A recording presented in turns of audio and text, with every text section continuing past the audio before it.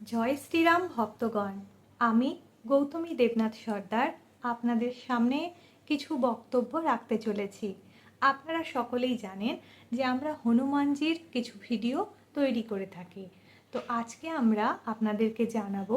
যে হনুমানজির পূজা কিভাবে করা উচিত এবং এই পূজার মাধ্যমে আপনি কি কি উপকার পেতে পারেন। তাই ভিডিওটি স্কিপ না করে প্রথম থেকে শেষ পর্যন্ত অবশ্যই দেখবেন। তাহলে চলুন শুরু করছি আজকের ভিডিও। হনুমানজিকে সংকটমোচন দেবতা বলা হয়। তিনি হলেন ভগবান শিবের একাদশতম রুদ্র অবতার। ভগবান রামের তিনি পরম ভক্ত, মাতা সীতার আশীর্বাদ প্রাপ্ত। তাই অবশ্যই হনুমানজির পূজা আপনারা করতেই পারেন। এর কোনো বিশেষ নিয়মাবলী থাকে না, আপনারা মন থেকে হনুমানজির পূজা করতে পারেন। তবে এর কিছু বিশেষ দিন আছে। হনুমানজির পূজার বিশেষ দিন হলো মঙ্গলবার এবং শনিবার। এই মঙ্গলবার এবং শনিবার যদি নিষ্ঠা সহকারে হনুমানজির পূজা করা হয় তাহলে সবথেকে বেশি ফল লাভ করতে পারেন। এছাড়াও আপনি কোনো জায়গায় যাচ্ছেন, সেখানেও আপনি হনুমানজিকে দর্শন করুন, হনুমানজিকে একটু মিষ্টান্ন দিন এবং হনুমান চালিসা আপনি যদি রোজ পাঠ করতে পারেন তাহলে কিন্তু আপনি খুব ভালো ফল পাবেন। আপনি কোনো বার নয়, যে কোনো দিন, আপনি যে কোনো দিন, যে কোনো সময়, যে কোনো জায়গায় বসে হনুমানজির আরাধনা করতে পারেন, হনুমান চালিসা পাঠ করতে পারেন, তাতে আপনি সমান লাভ পাবেন। তাহলে আজকের ভিডিওতে আমি একটা বিশেষ মন্ত্র আপনাদেরকে জানাবো, যেই মন্ত্রটি জপ করলে আপনারা খুব দ্রুত ফল লাভ করবেন। তাহলে চলুন আমরা সেই মন্ত্রটি জেনে নিই। ॐ त्रयमदक्षरक्षं हनुमन्ताय रामचन्द्राय वेधसे महावीर श्री अञ्जनीपुत्राय धनं देहि च मर्मताम्। ॐ त्रयमदक्षरक्षं हनुमन्ताय रामचन्द्राय वेधसे महावीर श्री अञ्जनीपुत्राय धनं देहि च मर्मताम्। ॐ त्रयमदक्षरक्षं हनुमन्ताय रामचन्द्राय वेधसे महावीर श्री अञ्जनीपुत्राय धनं देहि च मर्मताम्। ॐ त्रयमदक्षरक्षं हनुमन्ताय रामचन्द्राय वेधसे महावीर श्री अञ्जनीपुत्राय धनं देहि च मर्मताम्। ॐ त्रयमदक्षरक्षं हनुमन्ताय रामचन्द्राय वेधसे महावीर श्री अञ्जनीपुत्राय धनं देहि च मर्मताम्। ॐ त्रयमदक्षरक्षं हनुमन्ताय रामचन्द्राय वेधसे महावीर श्री अञ्जनीपुत्राय धनं देहि च मर्मताम्। ॐ त्रयमदक्षरक्षं हनुमन्ताय रामचन्द्राय वेधसे महावीर श्री अञ्जनीपुत्राय धनं देहि च मर्मताम्। ॐ त्रयमदक्षरक्षं हनुमन्ताय रामचन्द्राय वेधसे महावीर श्री अञ्जनीपुत्राय धनं देहि च मर्मताम्। ॐ त्रयमदक्षरक्षं हनुमन्ताय रामचन्द्राय वेधसे महावीर श्री अञ्जनीपुत्राय धनं देहि चामर्मताम् ॐ त्रयमद्रक्सरक्सं हनुमन्ताय रामचन्द्राय वेधसे महावीर श्री अंजनीपुत्राय धनं देहि चामर्मताम् ॐ त्रयमद्रक्सरक्सं हनुमन्ताय रामचन्द्राय वेधसे महावीर श्री अंजनीपुत्राय धनं देहि चामर्मताम् ॐ त्रयमद्रक्सरक्सं हनुमन्ताय रामचन्द्राय वेधसे महावीर श्री अंजनीपुत्राय धनं देहि चामर्मताम् ॐ त्रयमद्रक्सरक्सं हनुमन्ताय रामचन्द्राय वेधसे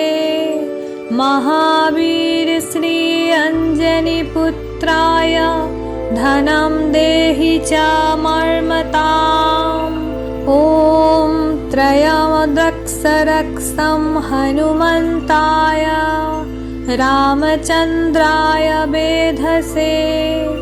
महावीर श्री अंजनीपुत्राय धनं देहि चामर्मताम् ॐ त्रयमद्रक्सरक्सं हनुमन्ताय रामचन्द्राय वेधसे महावीर श्री अंजनीपुत्राय धनं देहि चामर्मताम् ॐ त्रयमद्रक्सरक्सं हनुमन्ताय रामचन्द्राय वेधसे महावीर श्री अंजनीपुत्राय धनं देहि चामर्मताम् ॐ त्रयमद्रक्सरक्सं हनुमन्ताय रामचन्द्राय वेधसे महावीर श्री अंजनीपुत्राय धनं देहि चामर्मताम् ॐ त्रयमद्रक्सरक्सं हनुमन्ताय रामचन्द्राय वेधसे महावीर श्री अंजनीपुत्राय धनं देहि चामर्मताम् ॐ त्रयमद्रक्सरक्सं हनुमन्ताय रामचन्द्राय वेधसे महावीर श्री अंजनीपुत्राय धनं देहि चामर्मताम् ॐ त्रयमद्रक्सरक्सं हनुमन्ताय रामचन्द्राय वेधसे महावीर श्री अंजनीपुत्राय धनं देहि चामर्मताम् ॐ त्रयमद्रक्सरक्सं हनुमन्ताय रामचन्द्राय वेधसे महावीर श्री अंजनीपुत्राय धनं देहि चामर्मताम् ॐ त्रयमद्रक्सरक्सं हनुमन्ताय रामचन्द्राय वेधसे महावीर श्री अंजनीपुत्राय धनं देहि चामर्मताम् ॐ त्रयमद्रक्सरक्सं हनुमन्ताय रामचन्द्राय वेधसे महावीर श्री अंजनीपुत्राय धनं देहि चामर्मताम् ॐ त्रयमद्रक्सरक्सं हनुमन्ताय रामचन्द्राय वेधसे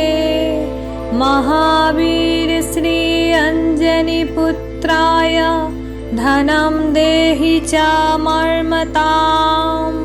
ॐ त्रयमदक्षरक्षं हनुमन्ताय रामचन्द्राय वेधसे महावीर श्री अंजनीपुत्राय धनं देहि चामर्मताम् ॐ त्रयमदक्षरक्षं हनुमन्ताय रामचन्द्राय वेधसे महावीर श्री अंजनीपुत्राय धनं देहि चामर्मताम् ॐ त्रयमदक्षरक्षं हनुमन्ताय रामचन्द्राय वेधसे महावीर श्री अंजनीपुत्राय धनं देहि चामर्मताम् ॐ त्रयमदक्षरक्षं हनुमन्ताय रामचन्द्राय वेधसे महावीर श्री अंजनीपुत्राय धनं देहि चामर्मताम् ॐ त्रयमदक्षरक्षं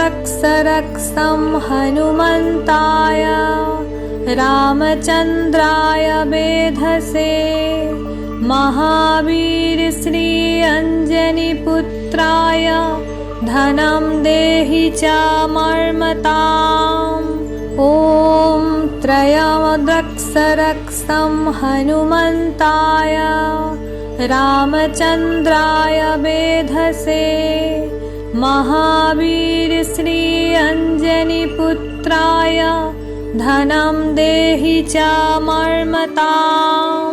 ॐ त्रयमदक्षरक्षं हनुमन्ताय रामचन्द्राय वेधसे महावीर श्री अंजनीपुत्राय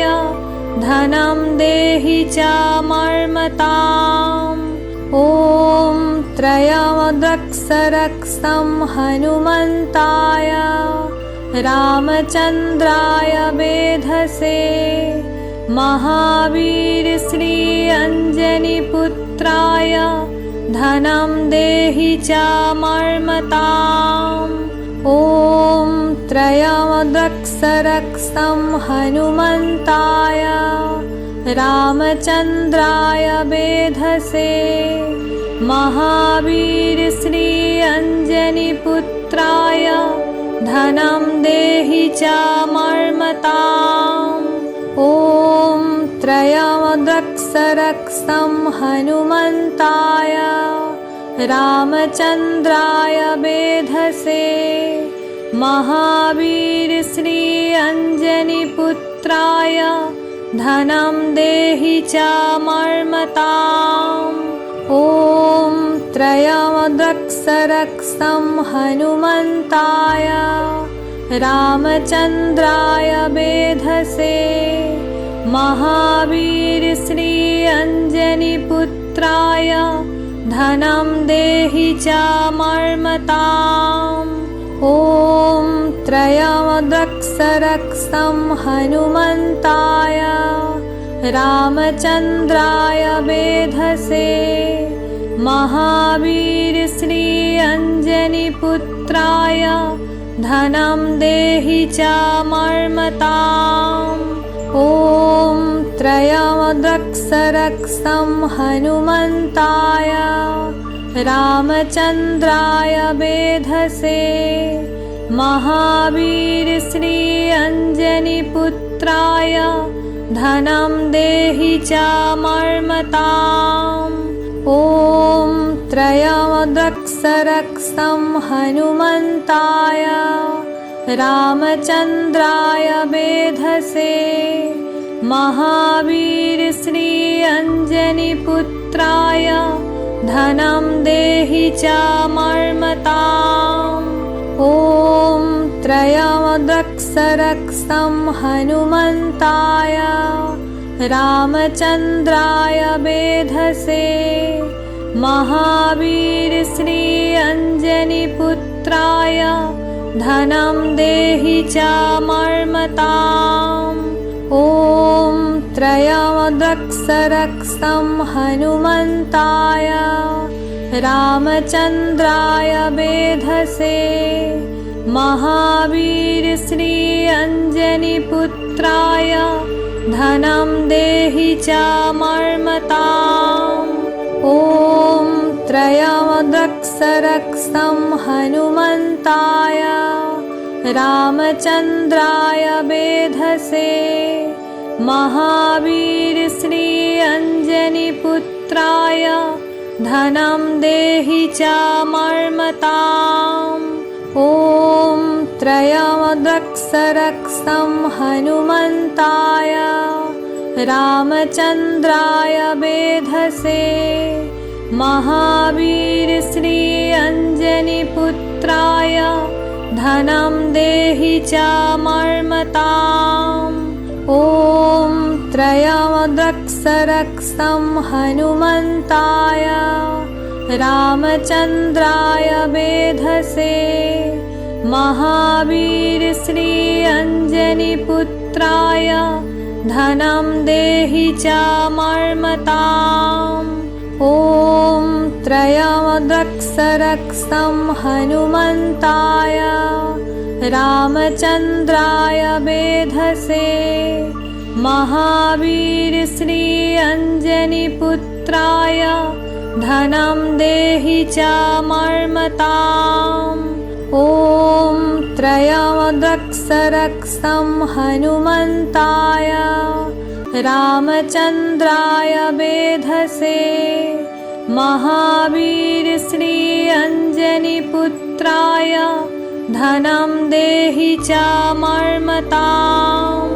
ॐ त्रयमदक्षरक्षं हनुमन्ताय रामचन्द्राय वेधसे महावीर श्री अंजनीपुत्राय धनं देहि चामर्मताम् ॐ त्रयमदक्षरक्षं हनुमन्ताय रामचन्द्राय वेधसे महावीर श्री अंजनीपुत्राय धनं देहि चामर्मताम् ॐ त्रयमदक्षरक्षं हनुमन्ताय रामचन्द्राय वेधसे महावीर श्री अंजनीपुत्राय धनं देहि चामर्मताम् ॐ त्रयमदक्षरक्षं हनुमन्ताय रामचन्द्राय वेधसे महावीर श्री अंजनीपुत्राय धनं देहि चामर्मताम् ॐ त्रयमदक्षरक्षं हनुमन्ताय रामचन्द्राय वेधसे महावीर श्री अंजनीपुत्राय धनं देहि चामर्मताम् ॐ त्रयमदक्षरक्षं हनुमन्ताय रामचन्द्राय वेधसे महावीर श्री अंजनीपुत्राय धनं देहि चामर्मताम् ॐ त्रयमदक्षरक्षं हनुमन्ताय रामचन्द्राय वेधसे महावीर श्री अंजनीपुत्राय धनं देहि चामर्मताम् ॐ त्रयमदक्षरक्षं हनुमन्ताय रामचन्द्राय वेधसे महावीर श्री अंजनीपुत्राय धनं देहि चामर्मताम् ॐ त्रयमदक्षरक्षं हनुमन्ताय रामचन्द्राय वेधसे महावीर श्री अंजनीपुत्राय धनं देहि चामर्मताम् ॐ त्रयमदक्षरक्षं हनुमन्ताय रामचन्द्राय वेधसे महावीर श्री अंजनीपुत्राय धनं देहि चामर्मताम् ॐ त्रयमदक्षरक्षं हनुमन्ताय रामचन्द्राय वेधसे महावीर श्री अंजनीपुत्राय धनं देहि चामर्मताम् ॐ त्रयमदक्षरक्षं हनुमन्ताय रामचन्द्राय वेधसे महावीर श्री अंजनीपुत्राय धनं देहि चामर्मताम् ॐ त्रयमदक्षरक्षं हनुमन्ताय रामचन्द्राय वेधसे महावीर श्री अंजनीपुत्राय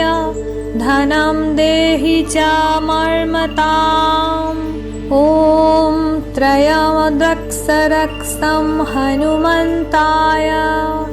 रामचन्द्राय वेधसे महावीर श्री अंजनीपुत्राय धनं देहि चामर्मताम् ॐ त्रयमदक्षरक्षं हनुमन्ताय रामचन्द्राय वेधसे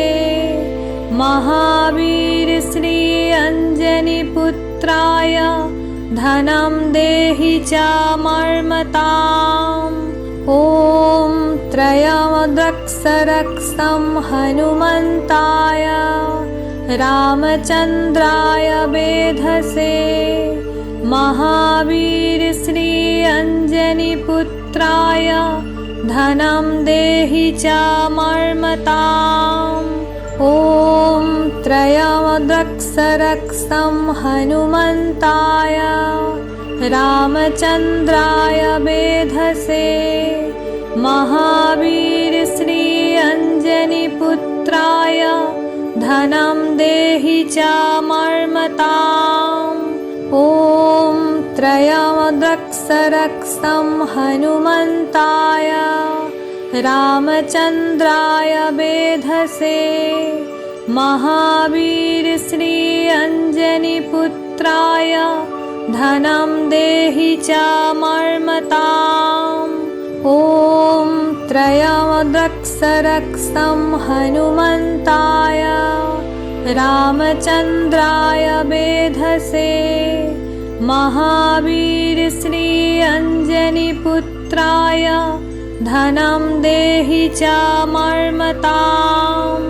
ॐ त्रयमदक्षरक्षं हनुमन्ताय रामचन्द्राय वेधसे महावीर श्री अंजनीपुत्राय धनं देहि चामर्मताम् ॐ त्रयमदक्षरक्षं हनुमन्ताय रामचन्द्राय वेधसे महावीर श्री अंजनीपुत्राय धनं देहि चामर्मताम् ॐ त्रयमदक्षरक्षं हनुमन्ताय रामचन्द्राय वेधसे महावीर श्री अंजनीपुत्राय धनं देहि चामर्मताम् ॐ त्रयमदक्षरक्षं हनुमन्ताय रामचन्द्राय वेधसे महावीर श्री अंजनीपुत्राय धनं देहि चामर्मताम् ॐ त्रयमदक्षरक्षं हनुमन्ताय रामचन्द्राय वेधसे महावीर श्री अंजनीपुत्राय धनं देहि च मर्मताम्